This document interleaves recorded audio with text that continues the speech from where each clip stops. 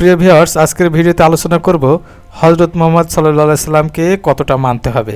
আল্লাহ তাআলা বলেন, আমি একমাত্র এই উদ্দেশ্যেই রাসূল প্রেরণ করেছি যেন আল্লাহর নির্দেশ অনুযায়ী তাকে মেনে চলা হয়।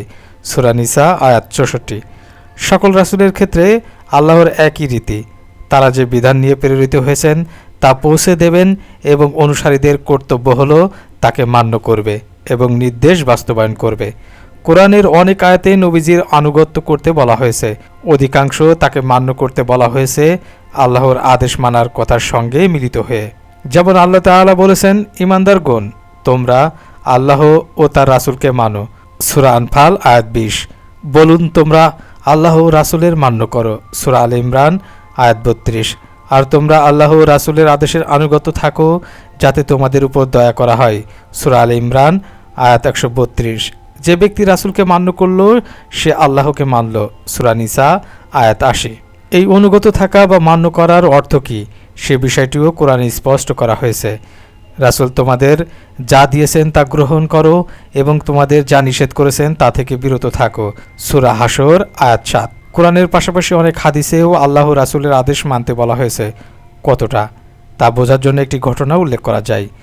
আবু সাঈদ ইবনে মুআল্লা রাদিয়াল্লাহু তাআলা আনহু বলেন, মসজিদে নামাজ পড়ছিলাম, এমন সময় নবীজি আমাকে ডাকলেন, আমি সাড়া দিলাম না। নামাজ শেষে বললাম, আল্লাহ রাসূল, আমি তো নামাজ পড়ছিলাম। তিনি বললেন, আল্লাহ কি বলেননি তোমরা আল্লাহ ও তার রাসূলের ডাকে সাড়া দাও যখন তিনি তোমাদের ডাকেন, কেননা তাতে রয়েছে তোমাদের জীবন। সূরা আনফাল আয়াত 24। সহিহ বুখারী হাদিস 4474।